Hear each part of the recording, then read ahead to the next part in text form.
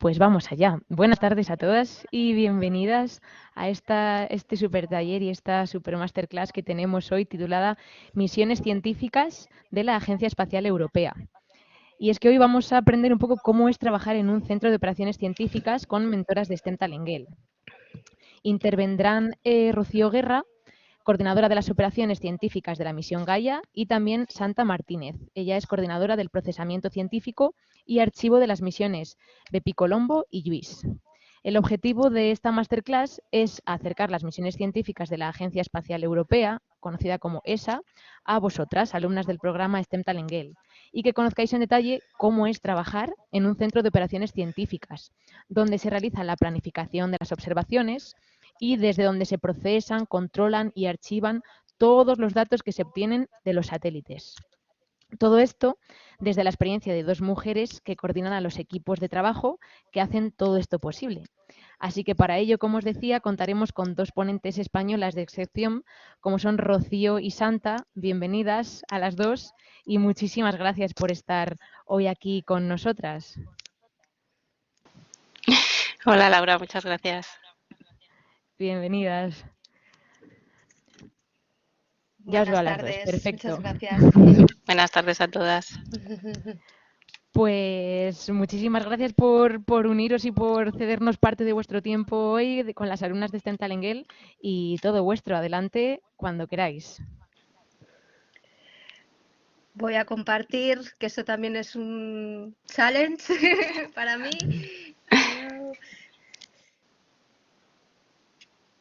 Vale. Venga, pues decidme si lo veis bien. Sí, vemos la pantalla, perfecto.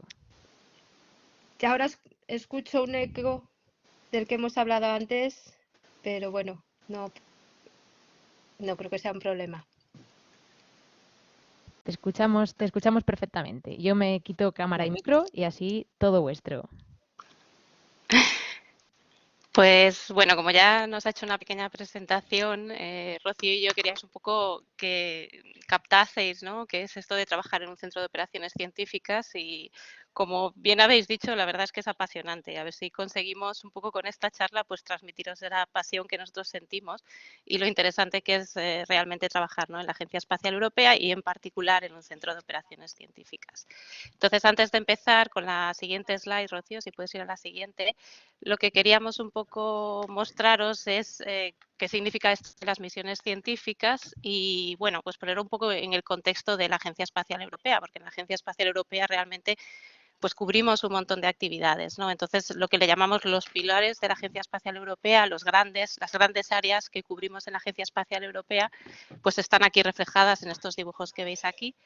La primera de ellas es de la que vamos a hablar mucho hoy, ¿no? Es la ciencia y la exploración y nada, de esto vais a aprender un montón hoy, entonces no os voy a contar mucho, pero básicamente es pues cuando queremos investigar cosas que están fuera de la Tierra, ¿no? Cuando queremos mirar más allá de la Tierra, hacia el universo, bien hacia nuestro sistema solar o hacia el Sol, pues todas esas misiones y todas esas investigaciones que queremos hacer fuera de nuestro planeta, ¿no?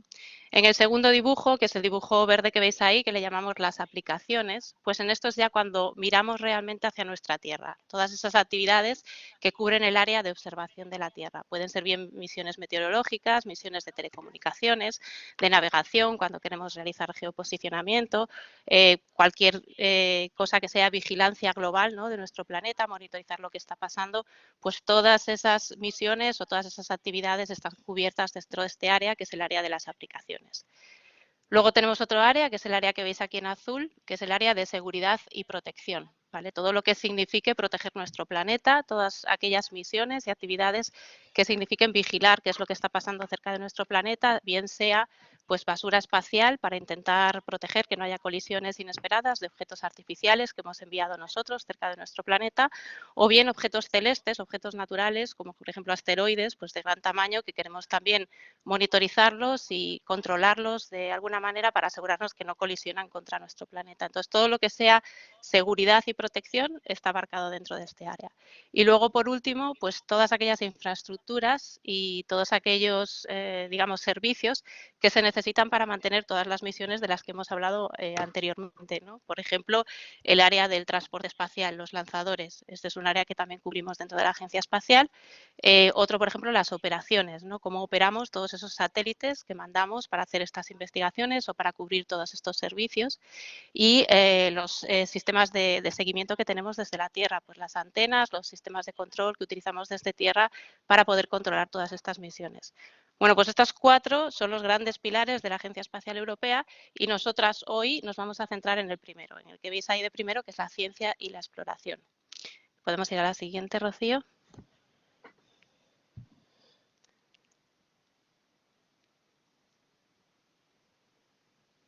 ¿La ves bien, Santa? Todavía no veo el cambio.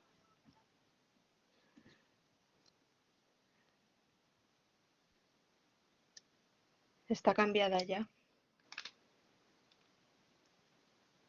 No sé si Laura lo ve y lo puede confirmar, yo todavía no lo veo. No, seguimos con la misma imagen, sí, aún está la imagen actual.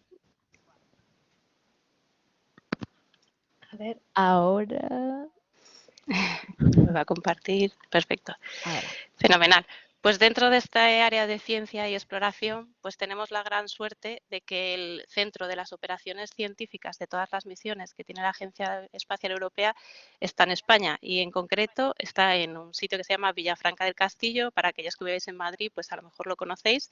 Y los otros, los que no estéis cerca de Madrid, pues os invito a que paséis por aquí también porque es un sitio muy bonito, muy interesante, como podéis ver, muy rodeado de verde, ¿no? Y este es el sitio donde trabajamos nosotras. Y le llamamos el corazón científico de la ESA. Aquí es, de nuevo, donde están todos los centros de operaciones de las misiones de ciencia que tiene la ESA y, además, es el sitio donde se albergan los archivos de las misiones científicas. Todos los datos que recibimos de las misiones científicas los preservamos en archivos que están aquí, en este centro. Y nada, aquí es donde trabajamos nosotras y lo que queremos hoy con esta charla es un poco acercaros esas misiones que llevamos desde aquí y que conozcáis un poco cuál es nuestro trabajo y nuestro día a día. Y ya paso la palabra a Rocío. Vale, he cambiado la diapositiva, me tenéis que confirmar si la veis. Ahora sí. Correcto. Vale, es que esto va un poco lento. Bueno, pues buenas tardes. Lo que yo quería explicar en esta diapositiva, lo que queremos es poner un poco en contexto, es decir, es un poco lo que Santa ha contado antes acerca de las diferentes partes, las diferentes áreas de las que somos responsables la Agencia Espacial Europea. Cuando nosotros hablamos de misiones científicas, tenemos que ponernos en contexto. ¿A qué nos referimos con misiones científicas, con misiones de ciencias, con satélites científicos? Bueno, pues satélites hay muchos y se pueden clasificar en muchas diferentes áreas. Podemos clasificarlos, por ejemplo, según la órbita que tienen. Puede ser una órbita geoestacionaria, puede ser una órbita, por ejemplo, en los satélites que van a un planeta, pues son unas órbitas muy complicadas, que tienen muchos flybys, que tienen muchos impulsos. También pueden clasificarse, por ejemplo, en función de quién implementa ese programa, en quién implementa ese satélite. Por ejemplo, hay satélites de la Agencia Espacial Europea, hay satélites de NASA, también hay satélites que se hacen en colaboración con distintas agencias. Y también podemos clasificar los satélites dependiendo del uso que damos de ese satélite. Y en general, según esta clasificación, los clasificamos, los dividimos en satélites científicos y satélites de aplicaciones.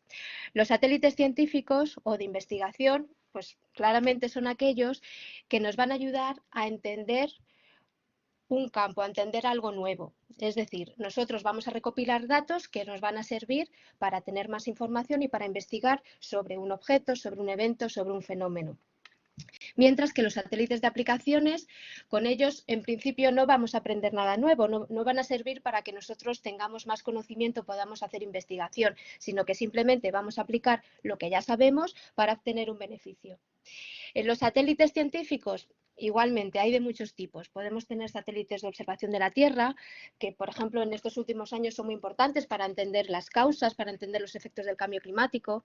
Podemos tener también satélites de astronomía, que lo que nos sirven es pues para recopilar datos que nos sirvan para entender el universo, para entender fenómenos, para entender eventos del universo.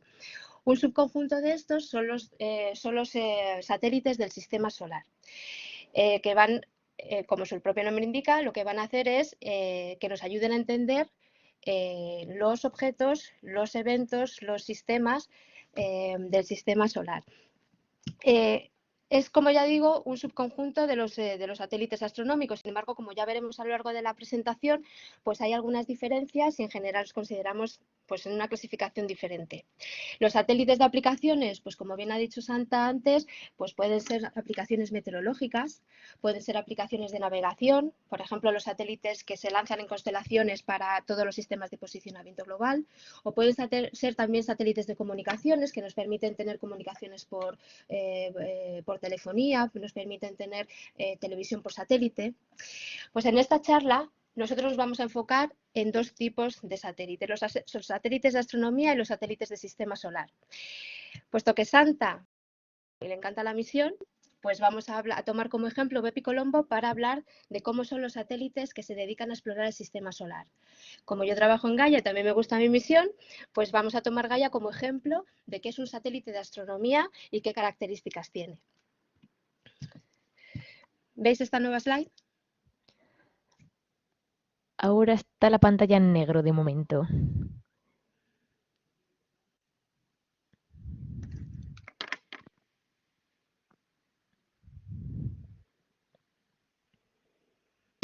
Voy a intentar hacer siempre este truquito. Vale, a ver.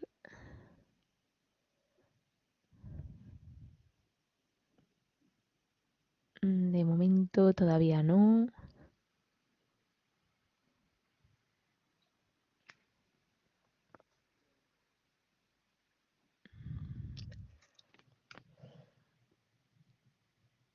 De momento vemos la slide en negro. Si quito modo presentación, así lo Vamos a podéis probar, ver. sí, a dejar de... Eso es, vamos a probar a ver. O dejar de compartir y volver a compartir, quizás, Rocío. Sí, voy a intentar hacer eso.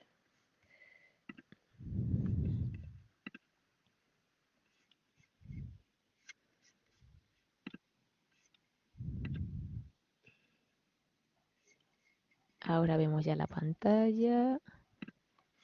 Ahora vemos, perfecto. Venga, pues a ver si podemos seguir poquito a poco. En Genial. este diagrama, lo que os queríamos mostrar son los diferentes satélites de astronomía de la Agencia Espacial Europea. Y lo que a mí me gustaría es que analizáramos este diagrama tanto en vertical como en horizontal. En vertical, si nosotros además pues vemos toda esta parte de la izquierda en conceptos, in development, operational and legacy, lo que nos está diciendo son las diferentes fases de la vida de un satélite. Es decir, cuando la Agencia Espacial Europea decide implementar un satélite pues para analizar o por un objetivo científico, esto no es cuestión de unos meses o no es cuestión ni siquiera de pocos años, sino que el satélite tiene que pasar por diferentes fases de vida, en el cual la primera fase se analiza, se hace un concept definition, se analiza el concepto, es decir, se analiza si es viable, si se puede implementar todos los requisitos científicos dentro del dinero que se tiene, dentro del budget que se tiene y también dentro de la tecnología que se tiene disponible. Una vez que se aprueba, porque considera que sí, que ese satélite puede responder a esas necesidades o esos requisitos científicos, esa misión se aprueba y entra en desarrollo. Con desarrollo no solo consideramos el hecho de construir el satélite y de definir los interfaces que va a tener con los sistemas, con las antenas, sino que ese development se refiere también a todos los centros de procesado, los centros de operaciones científicas, a los centros de operación de la misión. Es decir, no solo es un trabajo muy grande a la hora de construir el satélite, sino que también hay que desarrollar e implementar todos los sistemas que luego vamos a ver que están alrededor de él, por lo cual es un trabajo que suele requerir pues, de varios años y de mucho esfuerzo por parte de muchos grupos. Después hay un lanzamiento del satélite y el satélite entra en una fase que llamamos operacional, que es la fase en la cual va a recolectar todos los datos, esos instrumentos que lleva a bordo colectan todos los datos y los manda a tierra para que nosotros los analicemos. Igualmente, una vez que el satélite, después de X años, deja de transmitir esa señal, deja de recoger esa señal, el satélite, la vida del satélite no se acaba ahí, nuestro trabajo en ese satélite no se acaba ahí, nos vamos a otro, sino que tenemos que asegurarnos que todos esos datos que se han producido a partir de todos esos datos que ha recogido el satélite siguen teniendo vida, es decir, se siguen proporcionando a la comunidad científica y además ese acceso de la comunidad científica se adapta a las nuevas tecnologías, se hace más sencillo, se hace más completo, porque por ejemplo esos datos se relacionan con datos de otros satélites, con otros catálogos, con lo cual no penséis que la vida de un satélite se refiere solo, digamos, a su construcción y a sus operaciones, sino que además tiene mucha vida antes y mucha vida después. Y por otro lado, también me gustaría que vierais esta línea que hay aquí, este arco iris, que se refiere al espectro electromagnético. Y con ello lo que nos gustaría es que vierais cómo la Agencia Espacial Europea no solo se concentra en observar el universo en una longitud de onda, por ejemplo en el óptico, con lo que veríamos con los ojos, porque entonces seríamos ciegos a muchos eventos del universo. Hay muchos objetos que si nosotros pudiéramos verlos con nuestros ojos serían invisibles, pero si nosotros lo vemos con un detector de rayos X, pues podemos ver ahí que son objetos muy energéticos, que tienen mucha actividad. Con lo cual, para tener una visión global y no sesgada de todos los eventos, de todos los fenómenos del universo, tenemos que mirar con muchos ojos, tenemos que tener muchos detectores volando para entender toda la naturaleza de todos los eventos, de todas las cosas que suceden en el universo. Por eso, y solo por poner un ejemplo, tenemos una visión cuya fase operacional terminó en el 2013, que se llama Planck, que miró el universo en el microondas y con ello detectó una radiación que ha quedado remanente del Big Bang, que solo se puede ver con microondas, y con eso nos ha ayudado a entender muchas de las características de qué pasó, de qué fue el Big Bang. Otras misiones, como por ejemplo XMM, que se lanzó hace más de 20 años y todavía sigue analizando objetos que emiten en rayos X. Los rayos X es una parte del espectro electromagnético muy, muy energético, con lo cual se asocia a eventos con mucha energía, muy violentos en el universo, como por ejemplo supernovas, como por ejemplo explosiones de galaxias activas, por ejemplo. Entonces, si veis, todos los satélites contribuyen a que tengamos una visión mucho más global de qué ocurre en el universo. Y no solo eso, sino que también en el futuro, y ya se está empezando en esta fase, si lo veis ya está aquí metida, vamos a tener una misión que se llama LISA, que va a detectar ondas gravitacionales, que si os acordáis hace unos años fue una noticia muy importante porque se detectó por primera vez. Bueno, pues dentro de unos años vamos a tener en órbita una misión que se va a dedicar a eso, a observar ondas gravitacionales. Y ya con eso, pues voy a pasar a este primer ejemplo que tenemos para mostraros, que es la misión Gaia. Gaia dice aquí, esa Cornerstone Mission. Bueno, pues es una misión fundamental, es una misión muy importante para la ESA y se lanzó en el año 2013, el 19 de diciembre del 2013. Rocío, no vemos la siguiente slide, estamos todavía con lo de los Cosmic Observers. Ahora a sí. ver, Ahora, venga, perfecto. aunque vayamos así poco a poco. No pasa nada. Bueno, pues lo que se estaba comentando es que bueno, Gaia se lanzó en el 2013 y es una misión de astrometría. La astrometría es una de las ramas más antiguas de la astronomía y se dedica a estudiar la posición y el movimiento de las estrellas y de otros objetos celestes por el cielo. Como podéis entender, es una de las ramas, o si no la rama más antigua, puesto que los antiguos griegos, los antiguos egipcios, pues necesitaban de la astrometría pues para navegar o para saber cuándo cosechar. Bueno, pues Gaia sigue continuando con ese mejor conocimiento de la astrometría y el principal objetivo de la misión es crear un catálogo de estrellas de la galaxia que sea el más preciso y el más completo que se ha hecho hasta ahora. El más completo quiere decir que el antiguo catálogo, el catálogo que teníamos hasta ahora y con el que los astrónomos, bueno, pues hacían prácticamente sus investigaciones, se basaba en Hipparcos, que fue otra misión que lanzó la Agencia Espacial Europea en los años 80 y contaba con 2 millones de estrellas en su catálogo y de ellas solo 200.000 realmente con una precisión muy, muy, muy buena. Pues ahora Gaia es un catálogo que tiene prácticamente 2 billones con B de estrellas, con lo cual, bueno, pues os quería mostrar aquí una de las noticias que publicó Nature en uno de los catálogos, en una de las versiones del catálogo, en la que dice, bueno, pues hay un mapa de 1 billón de estrellas de la galaxia, de la Vía Láctea, que está hecho para transformar la astronomía, porque la valía, digamos, la importancia del catálogo de Gaia no es por sí mismo el catálogo, sino que va a ser la base fundamental para revolucionar todas las áreas de la astronomía, todos los campos de la astronomía, como ahora vamos a ver en un momentito. La misión estaba enfocada para durar 5 años. Sin embargo, en muchas ocasiones, cuando un satélite pues, está en buenas condiciones, funciona, responde, tiene una órbita, tiene combustible, no tiene ningún problema y además puede seguir dando resultados científicos, esa misión se va extendiendo. Y es lo que ocurre con Gaia. 5 años hubieran sido de 2018, hubiéramos acabado esa parte operacional en 2018, pero como Gaia funciona perfectamente y como todavía puede contribuir a que ese catálogo tenga mucha más precisión y sea mucho mejor, pues todavía sigue siendo operacional y se nos sigue mandando señales y mandando datos. ¿Podéis ver la siguiente?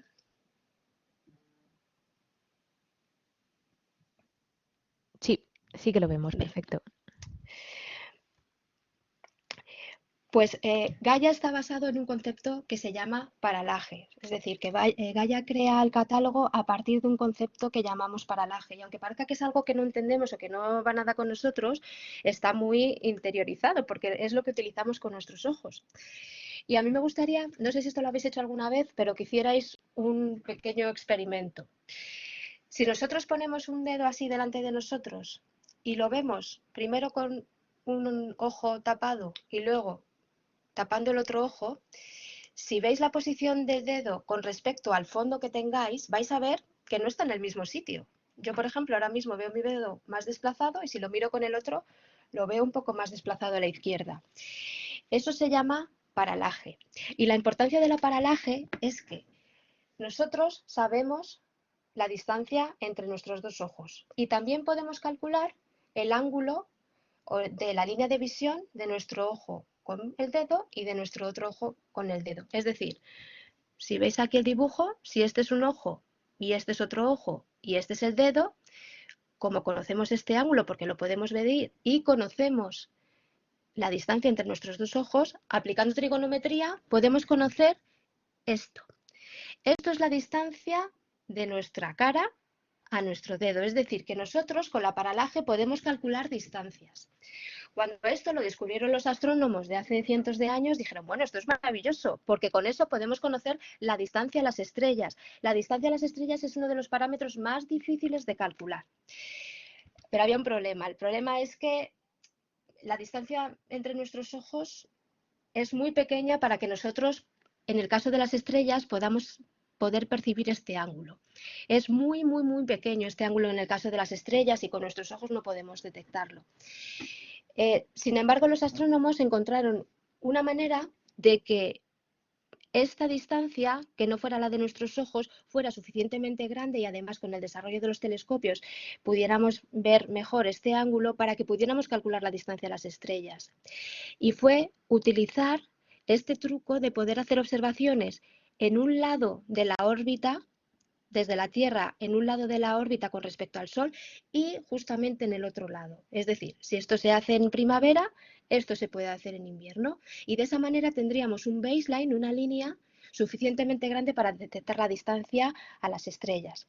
Pues bien, eso es lo que hace Gaia y eso es lo que calcula Gaia para prácticamente 2 billones de estrellas. Aquí os he puesto un vídeo que no pretendo ponerlo entero, pero simplemente, bueno, esto es muy pequeñito. Con esto sí que lo que me gustaría es que vierais ese movimiento de paralaje, cómo lo ve Gaia. Gaia también orbita alrededor del Sol y entonces va viendo las Rocío, no mismas estamos estrellas viendo varias el vídeo veces. ahora mismo, ¿eh?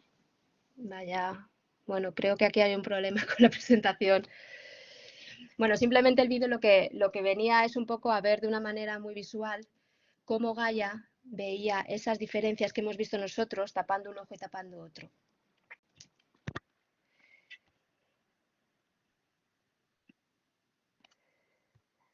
¿Veis esta nueva diapositiva? Sí. Venga, pues entonces Gaia, utilizando este método del paralaje y observando muchas veces las mismas estrellas, lo que va a hacer es crear un sistema de ecuaciones. Por eso pongo aquí ecuaciones muchas. Hay muchas ecuaciones que resolver y con ellas Gaia va a determinar lo siguiente de cada estrella. Va a determinar su posición, que va a ser la proyectada sobre la bóveda celeste, va a determinar la velocidad de el movimiento propio de las estrellas, que es simplemente su movimiento también proyectado sobre el cielo, y va a determinar la distancia a las estrellas, la paralaje. Y esto lo va a determinar con mucha precisión, mucha más de la que ningún otro catálogo ha determinado antes. Esa precisión son 10 microsegundos de arcos, que a mí no me dice nada y me imagino que a nadie de aquí le dice nada. Bueno, pues ese ángulo, esa precisión que son 10 microsegundos de arco, es como si nosotros con nuestros ojos, no con ningún telescopio ni nada, con nuestros ojos desde la Tierra pudiéramos ver y identificar una moneda de 1 euro sobre la Luna. Si un astronauta pusiera una moneda de 1 euro sobre la Luna y nosotros la viéramos, pues esa es la precisión que alcanza Gaia. Este gráfico era simplemente al hilo del vídeo pues para ver que no solo la complicación viene en determinar los paralajes, sino que las estrellas además tienen movimientos propios, se mueven por ellas mismas y además incluso algunas estrellas están en sistemas binarios, en sistemas compartiendo las órbitas con otras estrellas, con exoplanetas, con lo cual esas ecuaciones son muy complicadas porque tienen que desenredar todos estos movimientos. A ver.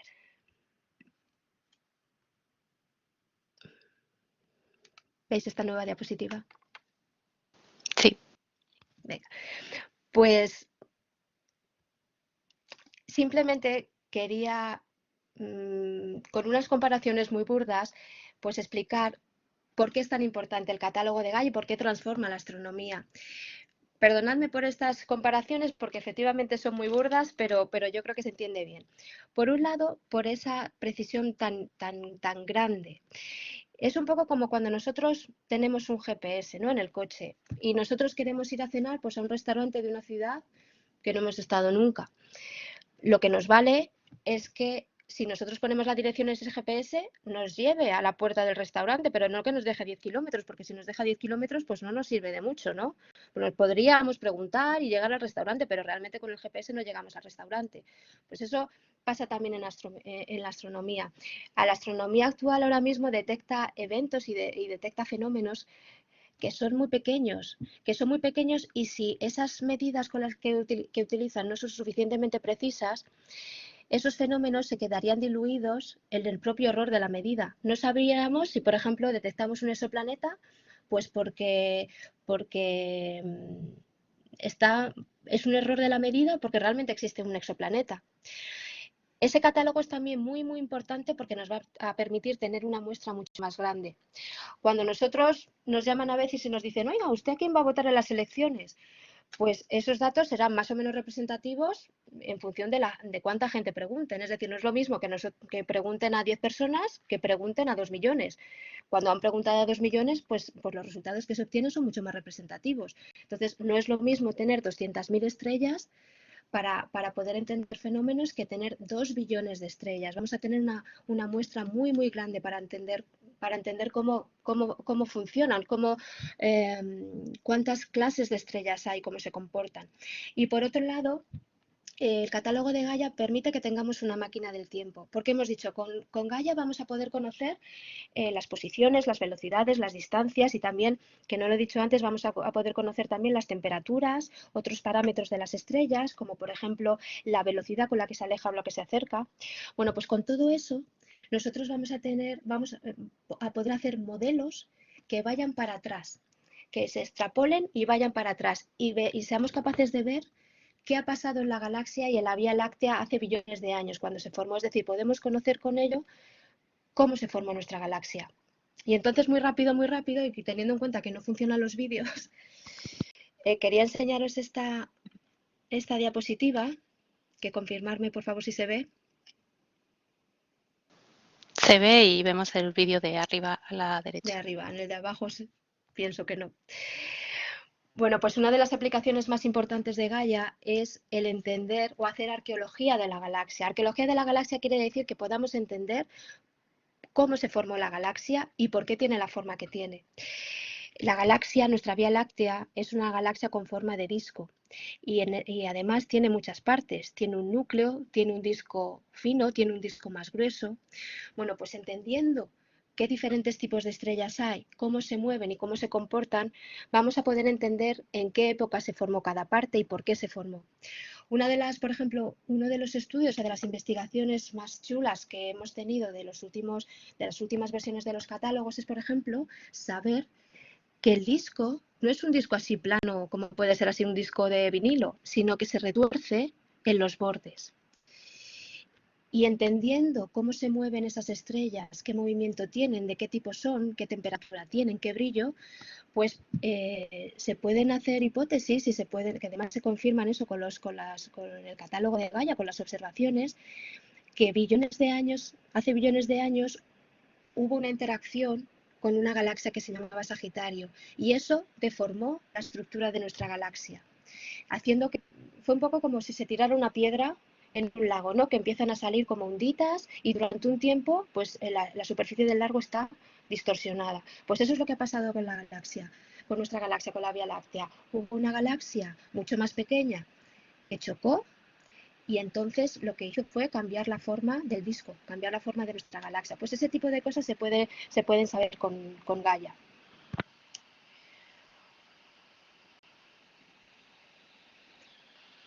Otras cosas que podemos conocer de Gaia o que podemos saber a partir de Gaia, pues por ejemplo, las poblaciones estelares. Los astrónomos que trabajan con estrellas van a tener muchas más para entender qué tipos de clasificaciones hay, qué temperaturas, cómo es la vida de las estrellas desde que nace hasta que muere, dependiendo de su temperatura, de su gravedad, de su composición química.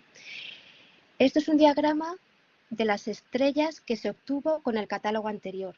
No voy a explicarlo mucho, pero simplemente quería que vierais que esta es una línea finita, que esta línea que sale de aquí, que es otro tipo de estrellas, pues también tiene aquí muchas, pero bueno. Y aquí, no sé si lo veis, pero si veis aquí hay unos puntitos que son también unas estrellas. Este es el nuevo diagrama que tenemos de Gaia. Como veis aquí, esto es una maravilla para los astrónomos que estudian las estrellas, puesto que aquí vemos diferentes comportamientos, vemos aquí diferentes ramas. Para los astrónomos que estudian las estrellas, el catálogo de Gaia va a revolucionar su campo. Gaia también va a permitir que podamos identificar más de 350.000 asteroides dentro del sistema solar. Algunos de ellos ya son conocidos, otros no, pero incluso para los conocidos, como la precisión de Gaia es tan grande, vamos a poder determinar sus órbitas con mucho mejor, con mucha más precisión. Y es una pena que no se puedan ver vídeos porque aquí también os explicaba un poquito que Gaia también va a contribuir en la detección de sistemas planetarios extrasolares, es decir, de planetas que están fuera del sistema solar. ¿Y por qué? Pues igualmente, en ese movimiento que vemos de la paralaje que he descrito antes, cualquier pequeña desviación a lo que se consideraría una estrella sola puede ser un exoplaneta. Y entonces, con investigaciones posteriores, pues se pueden confirmar si esos sistemas son sistemas planetarios, es decir, si esa estrella pues alberga planetas orbitando alrededor de ella. Y eso es lo que os quería contar de Gaia. Os podía estar aquí 4 días, pero creo que ese es un buen resumen. Y ahora le cedo la palabra a Santa. Muchas puede ver la gracias, Rocío. diapositiva. Sí, pues Gaia es apasionante, la verdad. Así que ahora nos vamos a otro área, ¿no?, del universo, que es nuestro sistema solar. Como decía Rocío en la introducción, ¿no?, tenemos las misiones de astronomía y también tenemos las misiones que se dedican a estudiar en más profundidad nuestro propio sistema solar, ¿no?, nuestros planetas, para entender un poco mejor, bueno, pues cómo se formó la Tierra, cómo se formó el entorno que tenemos a nuestro alrededor. Y al igual que dijo Rocío en la otra gráfica que veíais con las misiones de astronomía, pues en los los exploradores del sistema solar, que es como le llamamos a nuestras misiones que exploran el sistema solar, tenéis que también leerla en horizontal y en vertical, ¿vale? La parte horizontal es lo mismo, son las fases de la misión, a través de las fases que pasamos para todos los satélites que se desarrollan en la Agencia Espacial. Y en este caso, en horizontal, lo que tenéis que mirar es un poco cuál es el objeto o el destino de nuestras misiones, ¿no? Que son los diferentes planetas. Y ahí veis un poco la cobertura que la Agencia Espacial Europea con sus misiones ha tenido a lo largo de todos estos años.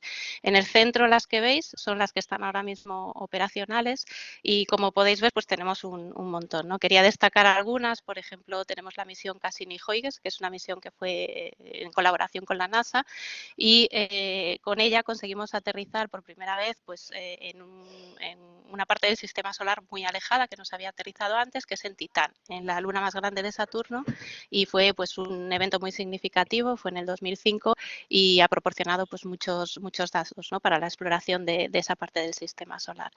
Tenemos también una misión que tuvo bastante repercusión a nivel de público general, que fue Rosetta. Y de nuevo, si no conocéis estas misiones, os animo a que las busquéis, ¿no? Porque es siempre muy interesante saber acerca de misiones del pasado y que, de nuevo, que han sido, pues, han contribuido en gran medida pues, al entendimiento que tenemos hoy en día de nuestros planetas y de nuestro sistema solar. Pues Rosetta es una misión que, de nuevo, fue la primera misión que consiguió encontrarse con un cometa, hacer un seguimiento de órbita de ese cometa y llegó a posar sobre ese cometa un aterrizador, ¿no? sobre ese cometa para poder sacar muestras e intentar analizar un poco los componentes que tienen los cometas. De nuevo, una misión súper apasionante que os invito a que leáis. Tenemos ahora mismo en Marte 2 misiones, Mars Express y ExoMars, que están estudiando tanto el planeta como las lunas del planeta, Phobos y Deimos. Y una de las misiones de las que voy a hablar un poco más en detalle, que es Bepicolombo, que está de camino a Mercurio, que la veis también en el gráfico.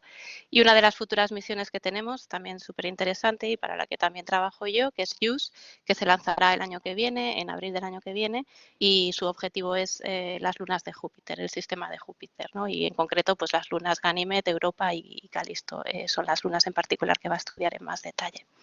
Podemos pasar a la siguiente, Rocío. Quería contaros un poquito más en detalle de Bepicolombo, voy a intentar hacerlo breve para que así podamos centrarnos un poco en lo que es las actividades del Centro de Operaciones Científicas.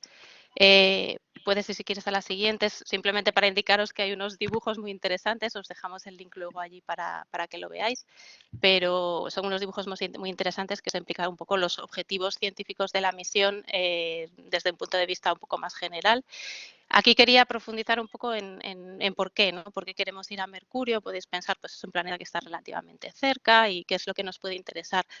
Pues aunque esté muy cerca, es muy complicado de observar y es muy complicado de llegar hasta allí. De hecho, hasta ahora solo hay 2 misiones que lo han conseguido. Una en los 70, que fue la misión Mariner 10 de la NASA, que simplemente consiguió pasar cerca de Mercurio y sacar pues, algunas fotografías y algunas medidas del planeta.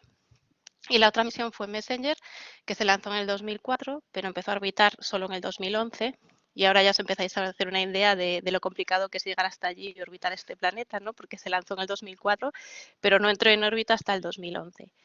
Y eso es lo mismo que nos va a pasar a nosotros con Bepicolombo. De nuevo, lanzar una misión allí para que sobrevuele el planeta es sencillo, porque al final pues, la trayectoria que lleva no es muy complicada de configurar, pero cuando quieres realmente orbitar el planeta, debido a la gran gravedad, la fuerza de gravedad que tiene el Sol y la fuerza de atracción que tiene el Sol, para conseguir que la trayectoria del satélite que mandas sea la adecuada para que entre en órbita alrededor del planeta, pues realmente tienes que o mandar mucha propulsión y es muy caro al final subir todo ese combustible, ¿no? En un satélite para poder enviarlo hasta allí y tener toda esa fuerza para frenarlo lo suficiente para que podamos entrar en órbita alrededor del planeta, o lo que haces es configurar tu trayectoria para que se vaya modificando al ir pasando a través de otros planetas y conseguir entrar en órbita alrededor de Mercurio con la trayectoria que tú quieres. Entonces, de nuevo, es muy complicado llegar hasta allí y de las misiones que hemos conseguido lanzar con la NASA, las 2 que he mencionado, pues al final lo que han hecho es abrir muchas más preguntas que las que nos han conseguido resolver. Entonces, realmente todavía tenemos muchísimas cosas que investigar sobre Mercurio. Quería mencionaros algunas en particular. Una de las cosas que queremos hacer, por ejemplo, con Bepicolombo en Mercurio es sacar un mapa en 3 dimensiones del planeta, un mapa global, que eso nos permitirá estudiar mucho mejor la morfología del planeta.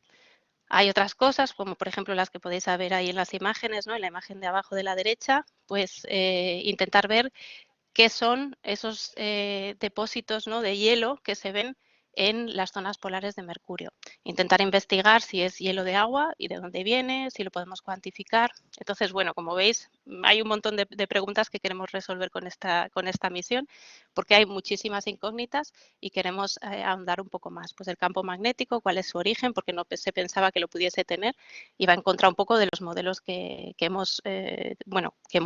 se han desarrollado hasta ahora y las hipótesis que se han desarrollado hasta ahora. ¿Podemos pasar a la siguiente, Rocío?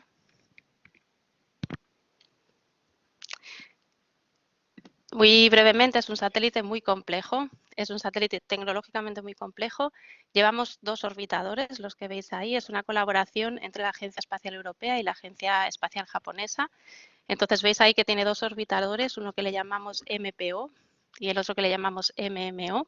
El MPO, el Mercury Planetary Orbiter, es el de la Agencia Espacial Europea, y el MMO, el Mercury Magnetospheric Orbiter, es el de la Agencia Espacial japonesa. Bueno, esta es la configuración que llevamos durante la fase de crucero hasta que llegamos al planeta. La que veis arriba a la derecha, ¿no?, tiene sus paneles solares y lleva los 2 orbitadores todo junto. Y veis que hay un módulo al final de todo que se llama el MTM, el Mercury Transfer Module, y este es un módulo de transferencia, simplemente un módulo de propulsión eléctrica que nos permite llegar, con nuestra trayectoria, nos permite llegar hasta Mercurio, pero una vez que lleguemos a Mercurio, este módulo se separará y se quedarán únicamente los 2 orbitadores alrededor del planeta. Y luego llevamos un escudo solar porque el orbitador japonés pues tiene que tener una cierta protección a la radiación solar durante la fase de crucero.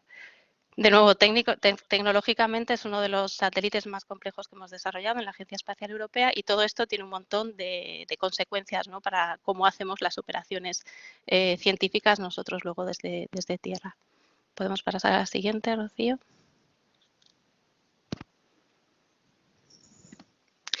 Para que os hagáis una idea de la cantidad de instrumentos científicos que llevan los 2 satélites, pues ahí veis que el europeo, el de la ESA, lleva 11 instrumentos científicos, que en realidad si los distribuyes o si los clasificas como sensores diferentes, tipos de sensores, son casi 17.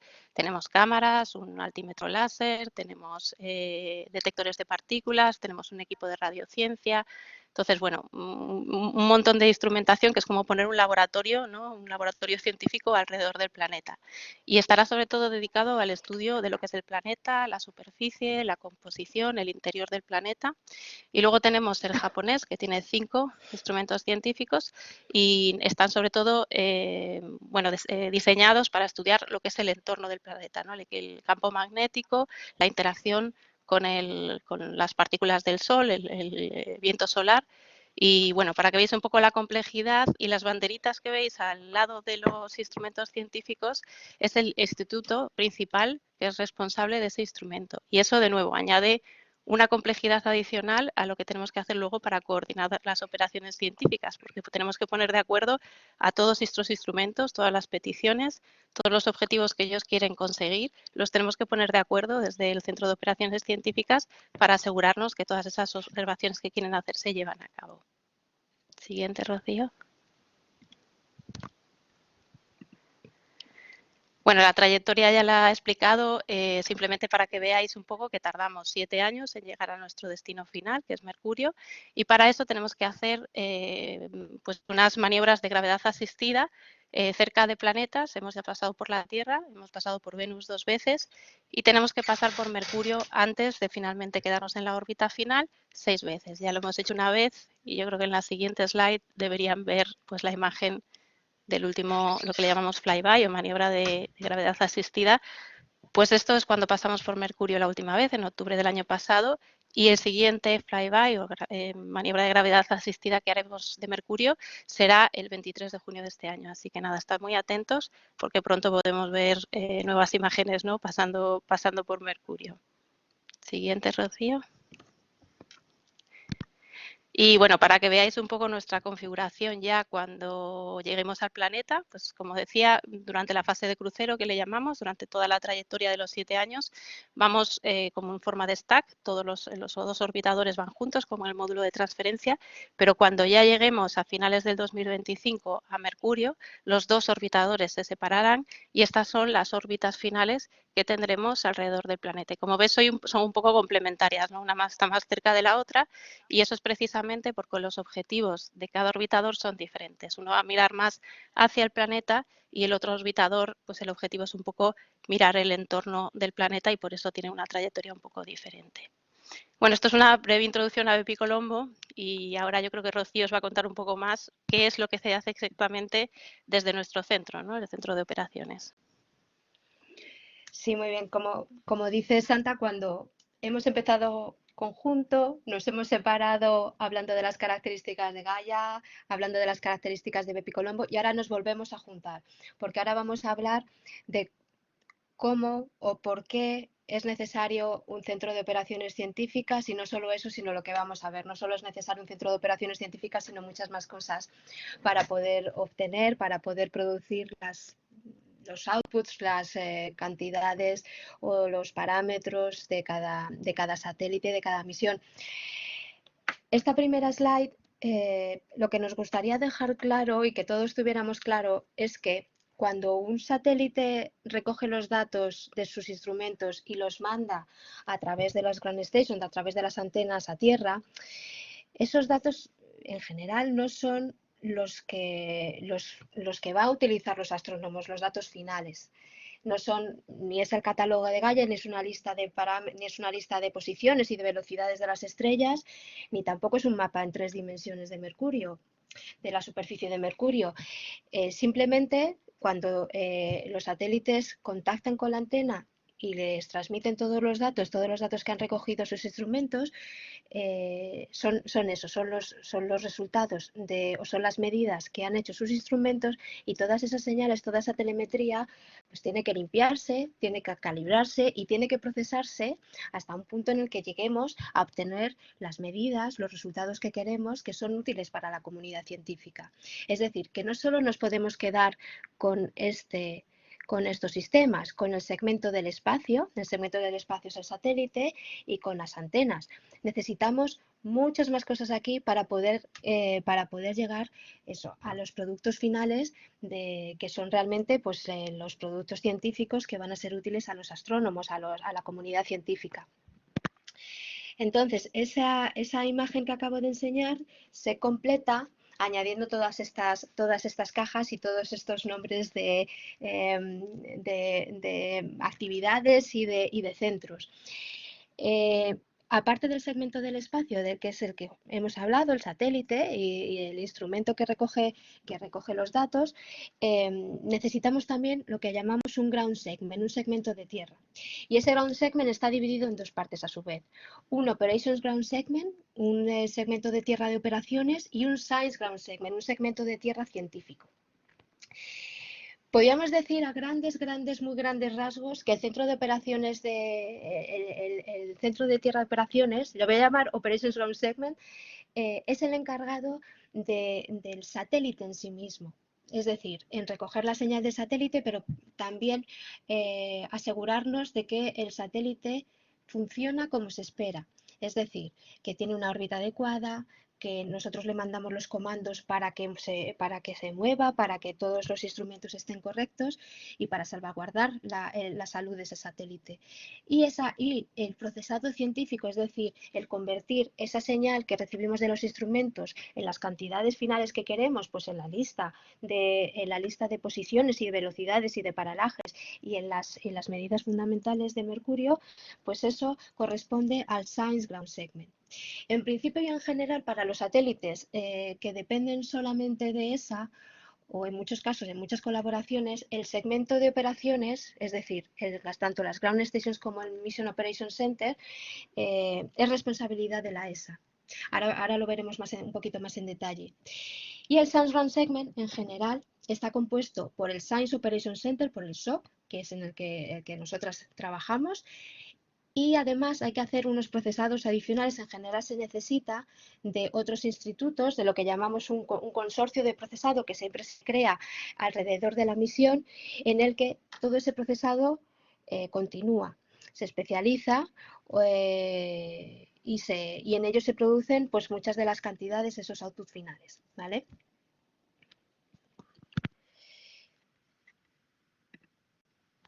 Entonces, en cuanto al Operations Ground Segment, como hemos visto en la figura de antes, está compuesto por las Ground Stations y por el Mission Operations Center, el centro de operaciones de la misión, que lo llamamos POC por las siglas de Mission Operations Center. Las Ground Stations podemos decir que son las antenas. La Agencia Espacial Europea tiene un network que se denomina ESTRAC o European Space Tracking, que es el conjunto de todas las antenas que permite el link entre el satélite y el Mission Operations Center. Si veis aquí en este gráfico, podemos ver la distribución de todas esas antenas que, como veis, están distribuidas por toda la Tierra, puesto que necesitamos un coverage, una cobertura total. Y las core, las fundamentales, son 7. Dentro de estas son 3 las que denominamos de Deep Space. Denominamos Deep Space porque son suficientemente grandes, tienen un diámetro suficientemente grande para poder hacer el link con satélites que no tienen una órbita cercana a la Tierra. Como muchas veces es mucho mejor entender un poco mejor las cosas mirando y viendo y experimentando, pues hemos dejado aquí este link que vamos a ver, que espero que funcione, ¿sí? No sé si lo podéis ver. Sí, lo vemos, Rocío. Bueno, pues este es el link a la página de ESTRAC, de la red de Ground Stations de la Agencia Espacial Europea. Aquí lo que vais a poder ver es en real time, es decir, ahora mismo, si seleccionamos aquí las diferentes estaciones, las diferentes antenas, por ejemplo, una de estas que he comentado, que es la de Deep Space, está en Cebreros, está en Ávila, pues vamos a poder ver ahora mismo qué es lo que está haciendo. Pues vemos aquí que hay un Live Pass, ahora mismo está contactando con un satélite, en este caso es Solar Orbiter, que es un satélite que se ha lanzado para analizar, para obtener medidas del Sol. Y veis aquí pues algunos parámetros. Creo que en alguna parte puede explicar un poco qué significa cada una de la información que da, pero bueno, en este caso lo que está diciendo pues es que empezó la conexión con este satélite hace 7 horas, que terminará la conexión en 2 horas, y aquí, por ejemplo, tenemos estadísticas. Por ejemplo, los contactos successful, lo que vamos a poder ver es si realmente se ha transferido toda la señal o se ha mandado toda la señal, o si aquí hay un menos del 100%, pues se ha debido de haber algún problema, que muchas veces puede ser por condiciones meteorológicas adversas, pero no se ha podido transmitir toda la señal. Y también podemos ir, y en vez de ver por station, por ground station, por antena, podemos ver por misión. Y por ejemplo, si vamos a Bepicolombo, pues por ejemplo vemos aquí, sí está ahora mismo transfiriendo o recibiendo datos desde Malargüe, que está en Argentina y que es otra de estas antenas de Deep Space, de 35 metros de diámetro, que es capaz, pues eso, de contactar con un satélite tan lejano a la Tierra como es Bepicolombo. Entonces, yo creo que simplemente buscando en Google por ESTRAC podéis ver esta página, y si no, bueno, pues está el link en la presentación. El segundo elemento del segmento de operaciones es el centro de operaciones de la misión. En el caso de la Agencia Espacial Europea, este centro es un site de la ESA que se llama SOC y está en Darmstadt, en Alemania. Y va a ser, este MOC es el responsable, como ponemos aquí, de la seguridad y de la salud del satélite, es decir, que el satélite está orbitando, está funcionando, todas sus partes eléctricas, sus partes mecánicas funcionan según lo esperado. También el MOC genera los comandos que se necesitan mandar al satélite, dependiendo del tipo y de las características del satélite, pues para que, por ejemplo, apunte a otro objeto o por ejemplo, para que cambie alguna configuración de sus instrumentos o por ejemplo, pues para que entre en algún modo especial de observación. Y el MOC también es el encargado de recibir toda esa señal que nos han transmitido por las ground stations y de mandar al SOC, al Centro de Operaciones Científicas, la telemetría, la señal científica, para que nosotros empecemos el procesado de esa señal científica.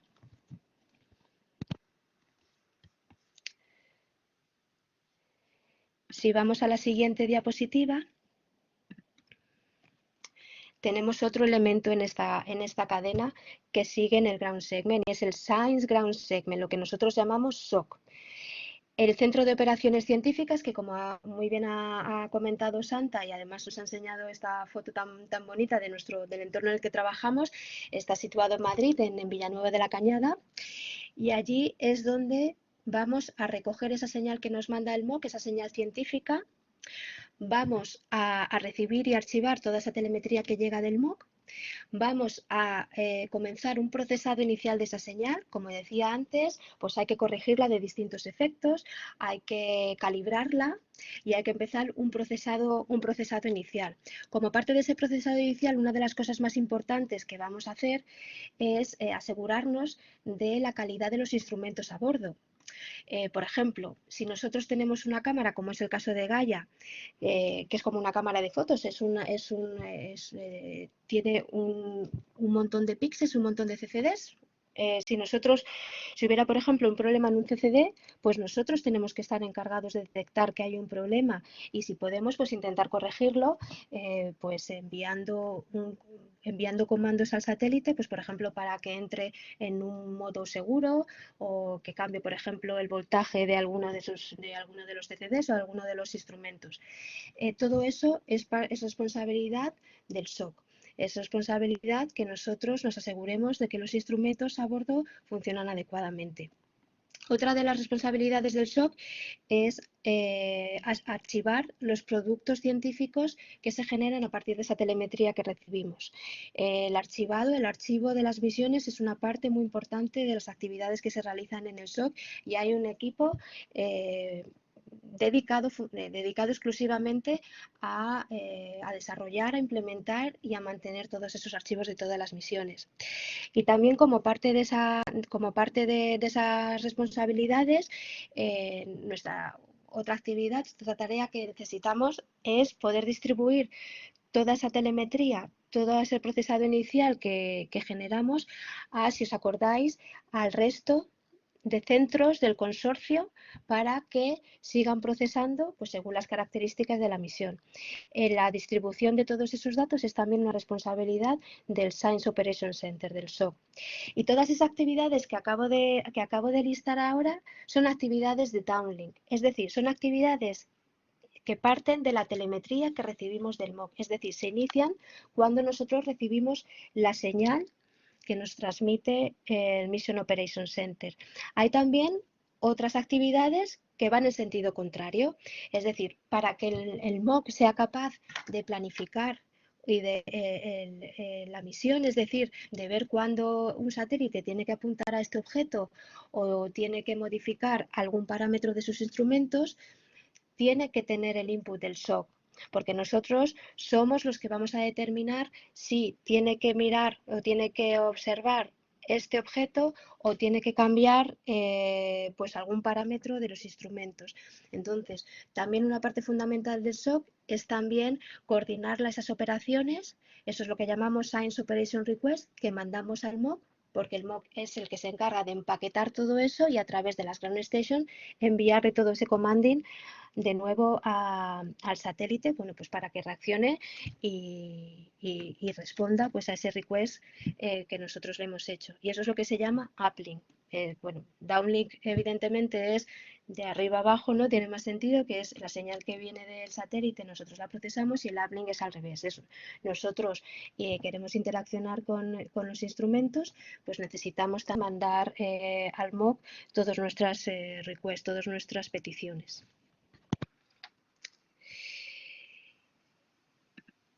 Y de nuevo, dejamos de hablar de lo global a ir específicamente pues, a la misión. Y a partir de ahora lo que voy a hablar pues, es algo característico de Gaia y de muchas otras misiones de astronomía, pero muy característico de Gaia. Bueno, he puesto aquí este diagrama, no para explicar nada, sino simplemente para que veáis con todas las líneas, con todos los sistemas, con todas las flechas, lo complejo que es el procesado inicial de esa señal que recibimos de Gaia. Si veis aquí simplemente el inicio, desde el MOC nosotros recibimos una señal y tenemos una base de datos, tenemos unos procesados iniciales en los que vamos a ver si todos estos gráficos, estos plots tienen sentido e indican que Gaia está funcionando bien. También determinamos algunos parámetros, como por ejemplo pues el centroide de la señal, y también generamos unos reportes que llamamos DFLI Report, que damos a los científicos para que ellos aseguren que efectivamente el instrumento a bordo de Gaia funciona correctamente. También tenemos unos monitores que aseguran que desde el punto de vista técnico todas las máquinas funcionan bien, todo se hace en el tiempo que necesitamos, y además aquí también tenemos otras bases de datos que lo que hacen es mandar toda esta señal a nuestros otros centros de procesado del consorcio, que como ahora explicaré son varios y están distribuidos por varios puntos de Europa. Además, si no solo es que este procesado es muy complicado, este procesado tiene unos requisitos muy estrictos en cuanto a tiempo. Cada vez que recibimos paso, un contacto, un contacto se refiere a un inicio y a un final con el ground station, que normalmente son 8 horas. Bueno, pues cada vez que recibimos durante 8 horas esos datos de Gaia, se tienen que procesar en muy pocas horas. ¿Por qué? Porque en estos centros de procesado, en muchos de ellos, se realiza una actividad que se llama Science Alerts. Por ejemplo, cuando hay una supernova, que quiere decir pues, que en las últimas fases de las estrellas que tienen mucha masa, muchas explotan como supernovas. Esos son fenómenos temporales que no están ahí siempre. Puede una supernova explotar y nosotros vamos a mirar un mes después y ya ese evento ha pasado. Entonces hay que reaccionar muy rápido. Pues nosotros en este procesado inicial podemos dar los inputs a este equipo para que sean capaces de detectar ese tipo de eventos, que se ven por cambios de flujo, por cambios de brillo en los objetos. También aquí en Francia hay otro Science Alerts Group que lo que hace es detectar asteroides. Nosotros recibimos esta señal y ellos pueden detectar un posible asteroide. Entonces, nosotros no podemos dar los datos un mes después, tenemos que darlos pocas horas después para que ellos puedan tener todos estos inputs para poder hacer sus Science Alerts. ¿Y qué equipos trabajamos en el SOC? Bueno, pues como os podéis imaginar, hay ingenieros de IT, porque necesitamos que toda nuestra infraestructura, que todas nuestras máquinas funcionen bien, escalen bien, tengan una buena performance. Tenemos software engineers, porque nosotros tenemos que desarrollar código, tenemos que desarrollar software para todos estos sistemas. Tenemos ingenieros de operaciones que tienen que correr y tienen que asegurarse de que todo esto funcione adecuadamente. Y tenemos científicos también que tienen que analizar que efectivamente todos estos gráficos son adecuados, corresponden a una buena performance de Gaia. Y bueno, esto voy a ir muy rápido en esta diapositiva porque simplemente es un poco incidir en lo que he hablado antes, ¿no? Disponemos de muchas consolas, de muchos sistemas que nos permiten poder monitorizar y poder operar lo que llamamos el daily pipeline, la pipeline diaria de recepción de telemetría y de procesado, pues de una manera correcta, tanto de downlink como de uplink, porque si veis, aquí podemos ver los diferentes tipos de commanding que necesitamos, que vamos a mandar en cada uno de los pases a Gaia. Y luego unas pocas palabras también, pues para poder explicaros cuál es la función del consorcio. El procesado de los datos de Gaia no solo se encomendó al SOC, que como hemos visto hace una parte muy importante y muy fundamental, pero no procesa toda la señal de Gaia hasta obtener el catálogo.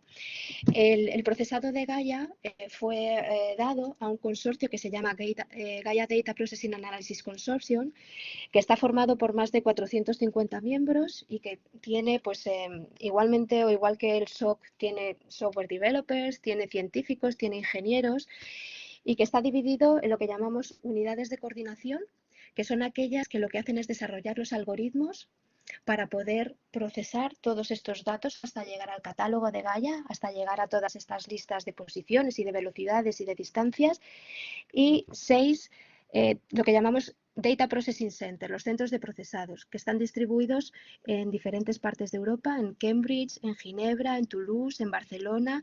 También nosotros en ESAC, también nosotros en el SOC somos también un centro de procesado porque procesamos hacemos un procesado más evolucionado que todas esas tareas que os he comentado, y también en Turín, en Italia. Pues cada uno de ellos está especializado en un área del procesado, en una parte del procesado de los datos de Gaia. Por ejemplo, en Ginebra están especializados en procesar la variabilidad de las estrellas para saber si una estrella tiene un brillo constante o por razones físicas o porque hay un exoplaneta alrededor. Por cualquier razón, su brillo cambia periódicamente o ese tipo de eventos. Y ese proceso no es un proceso secuencial, es decir, nosotros cuando recibimos los datos de Gaia no se los mandamos y ya hemos terminado, sino que el proceso es iterativo. Para llegar a ese catálogo de Gaia tenemos que hacer muchos ciclos en los que nosotros mandamos los datos, estos centros procesan los datos, generan la variabilidad, generan la fotometría, generan la espectroscopía, nos lo vuelven a mandar, los volvemos a mandar para que cada vez el procesado de cada uno de estos centros se beneficie del procesado de los otros.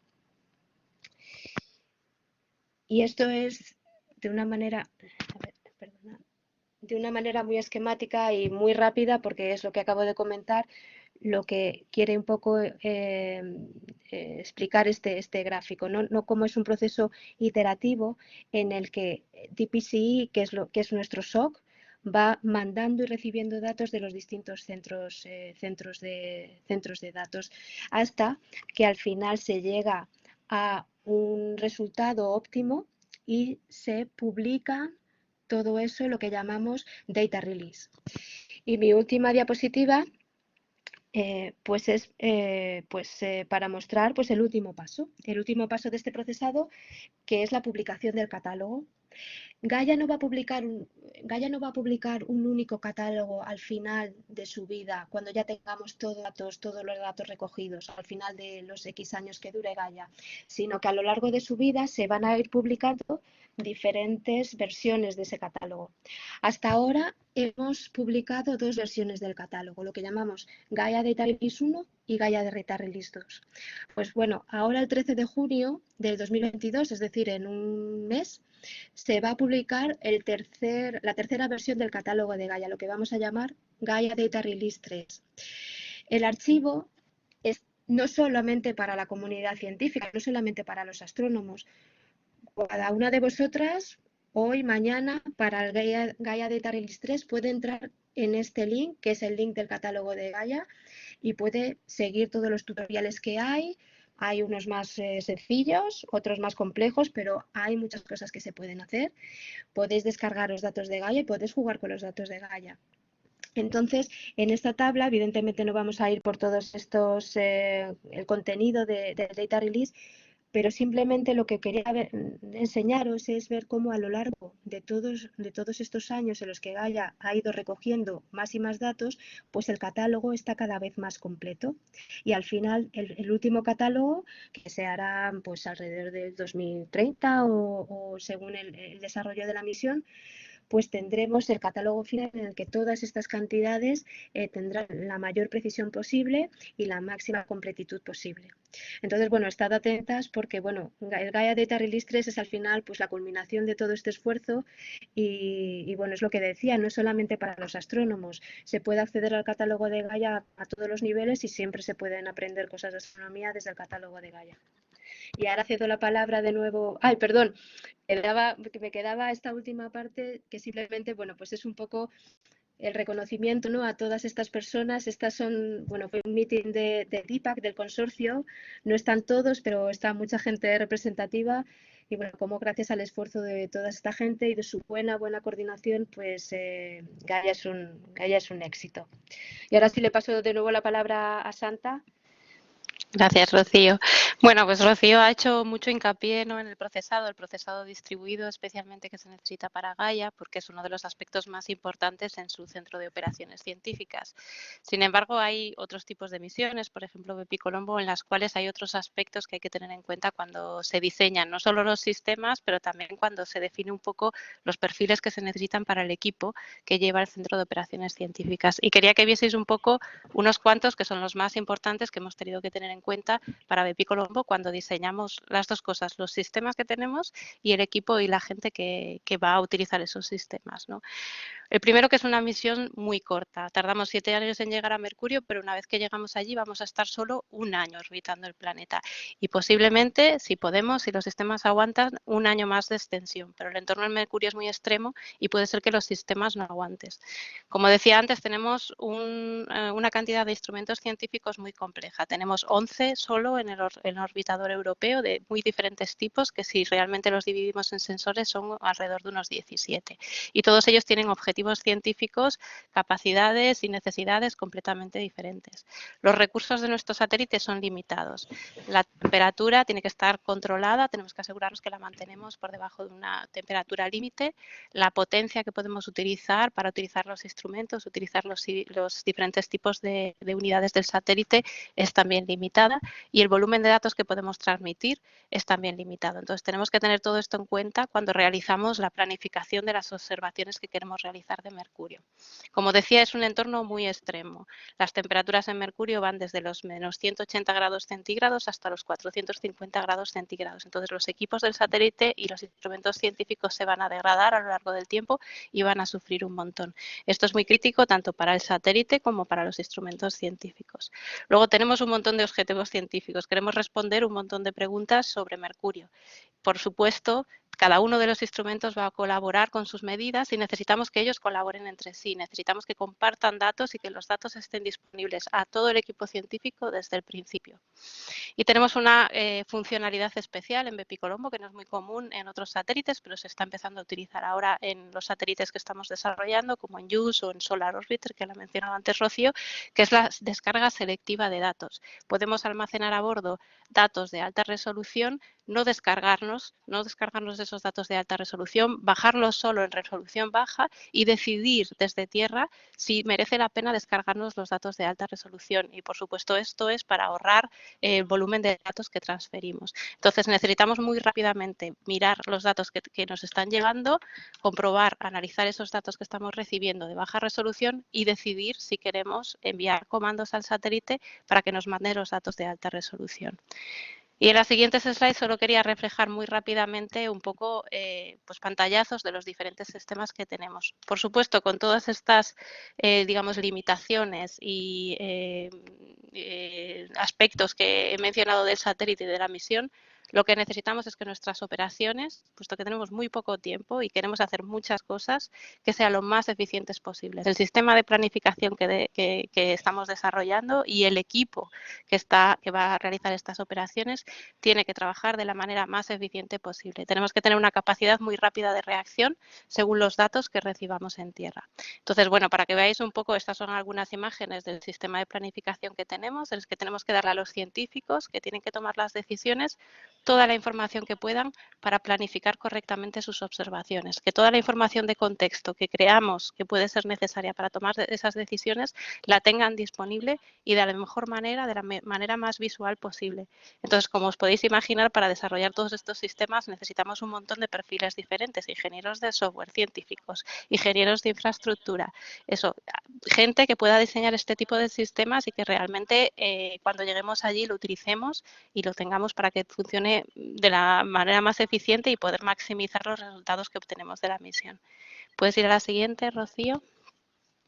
Nada, para que veáis un poco esos tipos de sistemas que desarrollamos. Esto de nuevo es nuestra infraestructura de procesado. Del procesado ya he hablado un montón, Rocío. En el caso de Bepicolombo es igual.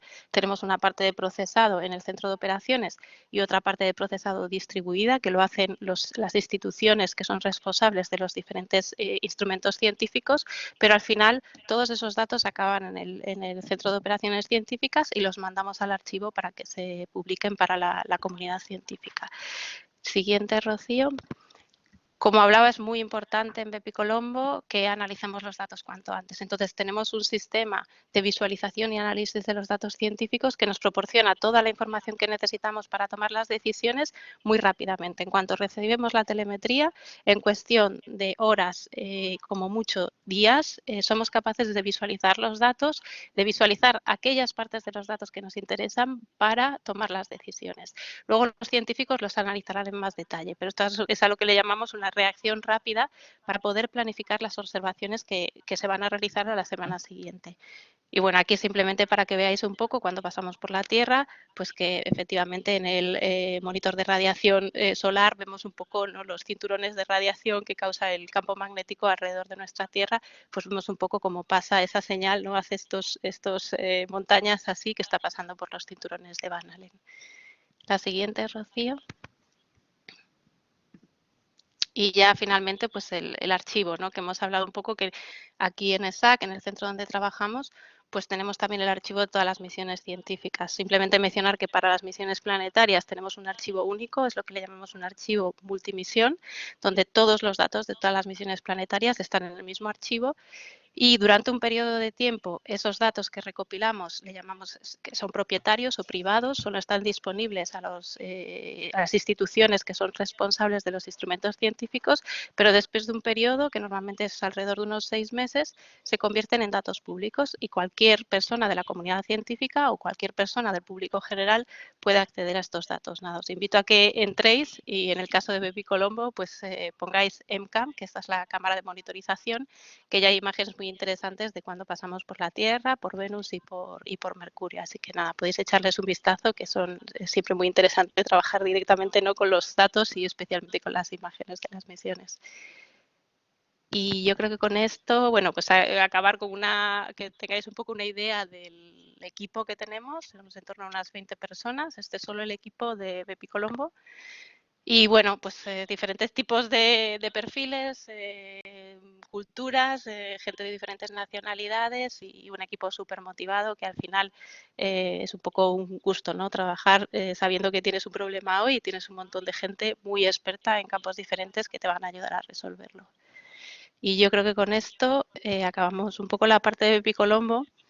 Teníamos unas slides finales aquí, pero quizá se nos va a ir sin un poquito de tiempo, Rocío, las dejamos quizá ahí para que las veáis. Sí. Es simplemente si estáis interesadas en trabajar en la ESA, pues que sepáis que hay un montón de recursos, ¿no? Hay una oficina de educación en España que podéis enseñarle a vuestros profesores en vuestros colegios o en vuestros institutos, que hay un montón de actividades, de desafíos que le llaman, ¿no?, que proponen a principios de año y que, bueno, es muy interesante y quizá podéis hacerlo con vuestros compañeros, con vuestras clases. Luego el siguiente es un proyecto de educación también, son proyectos que podéis hacer con la agencia, en concreto este proyecto de educación está aquí en ESAC y en el que, bueno, si realizáis un proyecto luego podéis venir a visitar el site también, el sitio donde trabajamos.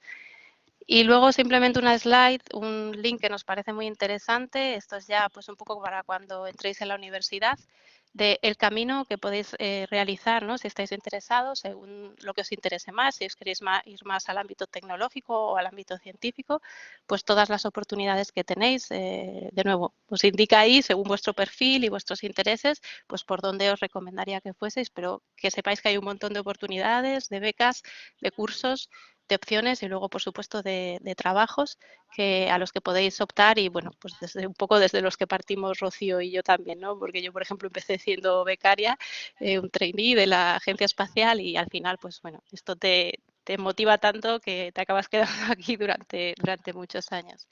Y yo creo que tenía una última simplemente, porque por supuesto algunas de vosotras seguro que estáis pensando en ser astronautas y nada, mencionar que la última convocatoria, bueno, una convocatoria en el 2008 y el 2009, pero como a lo mejor sabéis algunas, hay una convocatoria ahora mismo en curso que se empezó en el 2021 y se finalizará este año, en el que se van a seleccionar entre 4 y 6 astronautas y un poco para que veáis aquí las estadísticas, ¿no?, que en total a la segunda fase de lo que es el proceso, pues han pasado 831 hombres, 530 mujeres y en España están los números ahí más en pequeñito, que son 39 hombres y 28 mujeres. Pero bueno, un poco para que tuvieseis una idea de cada cuánto se dice en este tipo de convocatorias y un poco los números y las estadísticas que tenemos ahora mismo. El link y la información está ahí para que lo podáis ver. Y nada, que todas aquellas que estéis interesadas en trabajar para la agencia, que os preparéis, que estéis dispuestas a trabajar muy duro y que hay muchas opciones. O sea que nada, y aquí estamos si tenéis alguna pregunta.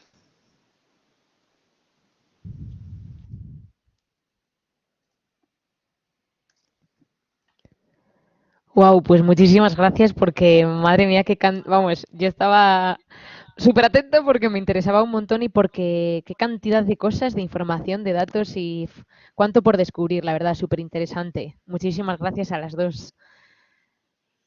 Muy, muy chulo. A ver las chicas si se animan a escribir alguna pregunta por el chat, yo creo. A ver, voy a asomarme por aquí. Bueno, chicas, a ver qué os ha parecido. ¿Alguna duda? Porque la verdad es que ha sido bastante impactante. Llevo haciendo algunos recortes de algunas imágenes porque me resultaban muy chulas y porque nunca las había visto, vaya. Nos hemos pasado un poco con el tiempo, disculpadnos, pero es que es todo tan chulo de enseñar Claro, que no hemos totalmente. podido resistir. No hay problema. Mira, pregunta por aquí Andrea, ¿por qué el satélite se llama Gaia? Pues mira, el satélite se llama Gaia porque normalmente se buscan nombres fáciles con acrónimos, ¿vale? Entonces, si ves Gaia, se escribe con minúscula, es decir, que no es un acrónimo.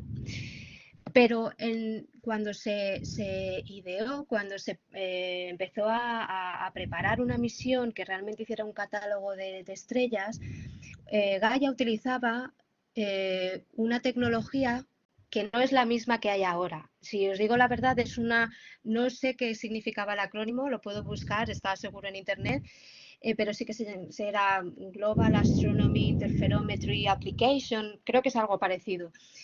Pero después la tecnología, la manera en la que se iba el instrumento que iba a bordo, pues fue distinto. Entonces ya no tenía sentido que fuera Global Astrometric Interferometry, pero aún así se quedó el nombre. Entonces Gaia dejó de ser un acrónimo y se convirtió en Gaia. Como Gaia es un nombre bonito, y además pues es un poco, ¿no? Significa un poco pues eso, el origen, la tierra, bueno, pues se quedó Gaia. Pero Gaia no es un acrónico, que muchas veces es verdad que lo vemos en mayúscula y no es un acrónimo. Gaia tiene que ir en minúscula. Muy bien. Pues mira, también Sandra os pregunta, vaya, dice, muy interesante la ponencia. ¿Qué estudiasteis vosotras? Os pregunta.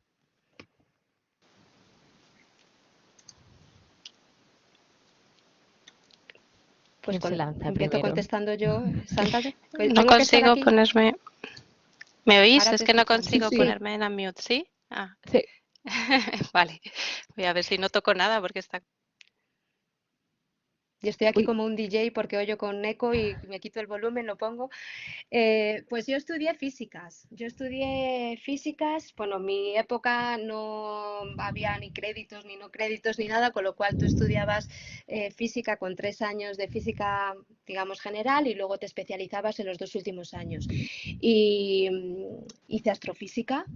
A partir de ahí lo que hice, bueno, empecé el doctorado, sigo haciendo el doctorado, antes de morirme espero terminar el doctorado, pero bueno, empecé a trabajar pues en la industria aeroespacial, empecé a trabajar en algunas compañías españolas pues que se dedicaban también al mundo aeroespacial. En particular, empecé trabajando en desarrollar procesadores de satélites de observación de la Tierra. Entonces, bueno, pues hubo una oportunidad para poder trabajar en Villafranca, porque antes ni siquiera era SAC, era Villafranca, que era un centro de ground stations, un centro de seguimiento espacial, en la misión XMM, también desarrollando sus procesadores. Entonces, de ese departamento de observación de la Tierra me moví a XMM. De allí me moví, dentro de esta empresa española, me moví a Gaia como ingeniero de software, como ingeniero de test. Y bueno, pues uno de estos bullets que tenía la slide que ha presentado Santa, pues hubo un vacancy, hubo un puesto que abrieron dentro del equipo de Gaia para pues coordinar las operaciones, y me presenté y me cogieron. Así que mi camino ha sido ese. Puedo contar yo un poquito el mío, no sé si me escucháis ahora bien, porque yo Sí, estoy Sí, perdiendo sí, un poco la señal y a veces no os veo, pero te entiendo que me escuchamos escucháis. perfecto. Vale, pues nada, mi educación ha sido en telecomunicaciones. Yo estudié telecomunicaciones, la carrera de telecomunicaciones en Vigo, en la Universidad de Vigo. Y nada, al final de mi carrera, pues lo que decía, pues pasó por delante de mí la oportunidad de irme con una beca a Holanda, al centro de la Agencia Espacial Europea que tiene en Holanda, que es el centro tecnológico, digamos, donde se integran los satélites y se prueban los satélites. Y allí pues hice una beca de unos 5 meses trabajando para la misión Rosetta, que os he contado un poquito antes. Cuando yo hice la beca, Rosetta iba a un cometa diferente, después finalmente se lanzó más tarde porque hubo un retraso en el lanzamiento de la misión y el destino, el cometa cambió. Pero la verdad que para mí fue como una experiencia que cambió mi vida, ¿no? Dije, uff, de aquí, de este mundo no me puedo ir porque es muy apasionante. Y la verdad que me quedé en el mundo espacial desde entonces también. Estuve 4 años, me vine a Madrid después de esa beca y estuve 4 años trabajando para la red de espacio profundo de la NASA, que tiene también un centro aquí en Madrid, en Robledo de Chabela. Trabajé haciendo, pues, desarrollando los sistemas de segmento terreno que hay, los que controlan las antenas y todos los equipos de recepción y de transmisión del satélite. Y pues finalmente tuve la oportunidad también de volver a la ESA, a la Agencia Espacial, y unirme de nuevo a la División de Misiones Científicas y nada, desde entonces allí, siempre trabajando en misiones planetarias. La verdad que mi mundo ha sido siempre el de las misiones planetarias y aquí sigo, ahora con nuevas misiones, pues eso, Bepi Colombo de camino a su destino final. Hasta el 2025 no llegamos, pero bueno, ahí estamos. Y el año que viene pues lanzamos JUICE, que es otra misión en la que trabajo y de nuevo, muy apasionante. La verdad que lo único que podemos decir, yo creo, tanto Rocío como yo, que el trabajo es espectacular y que es un lujo venir cada día, ¿no? Con una sonrisa sabiendo que trabajas en estos proyectos tan interesantes y no solo eso, que la gente que te rodea realmente estás rodeado de expertos y gente con mucho compromiso y mucha motivación. Wow, pues qué bien. Da gusto escucharos, la verdad. Y yo creo que las chicas están captando esa pasión, vamos, o al menos se recibe totalmente. Qué bien. Pues Sandra, ya has tenido la respuesta súper detallada. Espero que te haya gustado. No sé si alguna más se anima a hacer alguna pregunta. Dice muchas gracias por aquí, os dan las gracias. de nada. Sí, bueno, simplemente mientras a lo mejor sale alguna pregunta más, decir que lo que decía, que hay un montón de recursos, un montón de opciones, que ojalá cuando yo hubiese estudiado, bueno, pues la Agencia Espacial Europea hubiese tenido el ESA Academy, ¿no? Que tiene ahora, que es un montón de cursos que ofrecen a la gente que está en la carrera de diferentes tipos de campos, ¿no? Que no es solo, pues dependiendo un poco de lo que te quieras dedicar o cuál sea tu área de interés, ¿no? Pero hay muchísimos cursos que ofrece que para formarse de cara a tu carrera profesional están fenomenal. Así que no perdáis la oportunidad porque realmente ojalá hubiesen estado allí cuando nosotras acabamos la carrera, pero realmente son oportunidades increíbles. Pues la Sí, verdad también que sí. que no tengáis miedo a preguntar y a moveros, porque ahora es un poco lo que dice Santa, que hay tantos recursos, que hay tantas cosas que ver, que si no entendéis algo y veis un email, mandad un mail y preguntad.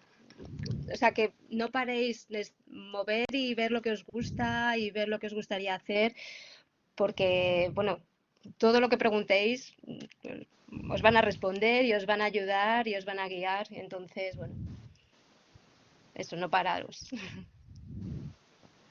¿Qué mensajes más importantes? Porque la verdad es que, vamos, que estas últimas cosas que las estáis contando son mensajes que sí que repiten en general las ponentes y que las chicas necesitan y que lo reciben con mucho cariño, yo creo, porque al final, pues todos tenemos ahí esas cosillas en la cabeza, ¿no? O esos miedos. Mira, os dan también las gracias, dice Ruth Cardenal, muchísimas gracias, ha sido interesantísimo e enriquecedor. Pues genial. Gracias por estar aquí Pues mucho más tiempo. En especial. a vosotras, gracias a vosotras. Así que, pues como por suerte la sesión la dejamos grabada, pues la podrán ver las alumnas que nos han podido unir en directo. Pero muchísimas gracias, Santa y Rocío, por vuestro tiempo, por vuestra generosidad y a todas las alumnas que os habéis unido también. Muchas gracias por uniros.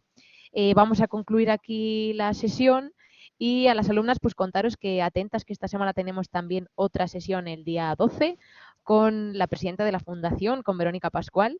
Así que nada, espero que paséis todas muy buena tarde y lo dicho, muchísimas gracias por uniros y por vuestro tiempo. Un enorme gracias. Pasad buena tarde. Gracias a Muchas todas. gracias. Un beso. Chao.